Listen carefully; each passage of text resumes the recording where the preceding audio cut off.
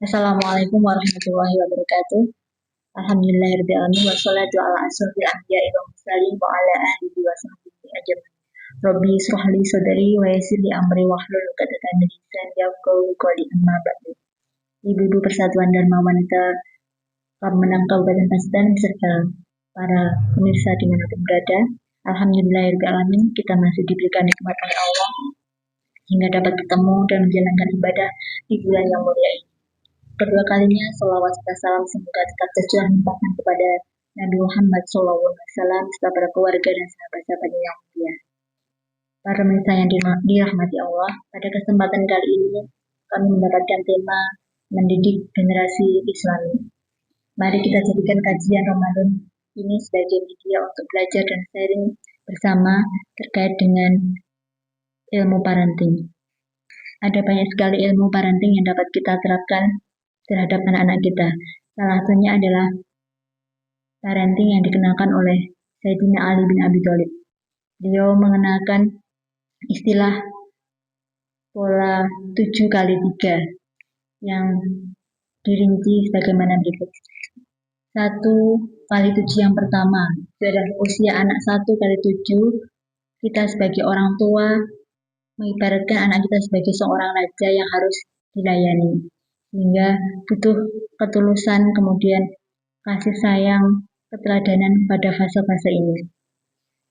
Pada fase ini pula anak-anak, perkembangan otak anak itu masih apa yang dikatakan oleh ayah dan bunda. Jadi apa kata ayahku, apa kata ibuku. Jadi kalau kita sudah menerapkan hal-hal yang baik pada fase ini, insya Allah kedepannya akan dimudahkan. Kemudian fase yang kedua, 7x14. Di usia 7 sampai dengan 14 tahun ini, kita sebagai orang tua mengibaratkan anak kita sebagai seorang tawanan. Artinya di sini adalah sayangnya yang dikurangi, kemudian dimasukkan di sini perintah. Rasulullah mencontohkan bahwa anak-anak di usia 7 tahun sudah harus wajib mengikuti sholat, wajib sholat. Bahkan di usia 10 tahun ketika belum mau sholat boleh dipukul. Jadi penting sekali kita tanamkan di fase-fase ini. Bagaimana anak tahu akan sadar akan tugas dan kewajibannya. Kemudian di fase yang ketiga ini, di fase usia 14x21 tahun. Pada fase ini anak-anak kita memasuki akhir balik. Jadi menurut ilmu parenting pada fase ini, anak-anak itu diibaratkan sebagai seorang sahabat. Sahabat yang senantiasa diajak berdialog, diajak ngobrol, bercerita, sehingga anak-anak merasa mendapatkan tempat, merasa dihargai, sehingga tidak sibuk mencari pengakuan dari luar. Sebagaimana yang dicontohkan oleh Nabi Ibrahim alaihissalam yang tertulis dalam Al-Quran surat As-Saffat ayat 102 yang artinya, wahai anakku, sesungguhnya aku bermimpi bahwa aku menyembelihmu. Pikirlah apa pendapatmu.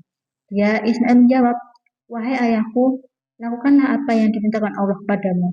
Insya Allah aku akan mendapatiku termasuk orang-orang yang sabar.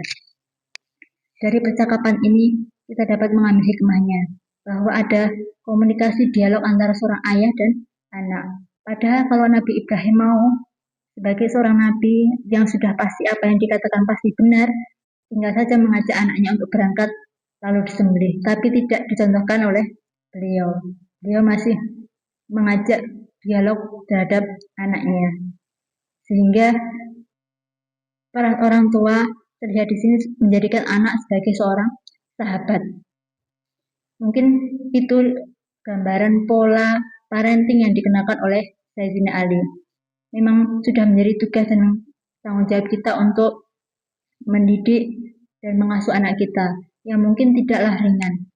Maka untuk memotivasi diri kita ingat bahwa dengan kita menjaga amanah dengan sebaik mungkin, maka Allah akan memberikan pahala yang sebesar-besarnya. Seperti yang tertulis dalam Quran surat Al-Anfal ayat 27 sampai dengan 28. Mudah-mudahan Allah senantiasa membimbing kita, memberikan petunjuk sehingga kita dapat menjadi orang tua yang terbaik untuk anak-anak kita. Mungkin itu yang dapat saya sampaikan. Apabila ada kurang lebihnya mohon maaf. Kesempurnaan hanyalah milik Allah. Billahi taufiq wa hidayah. Wassalamualaikum warahmatullahi wabarakatuh.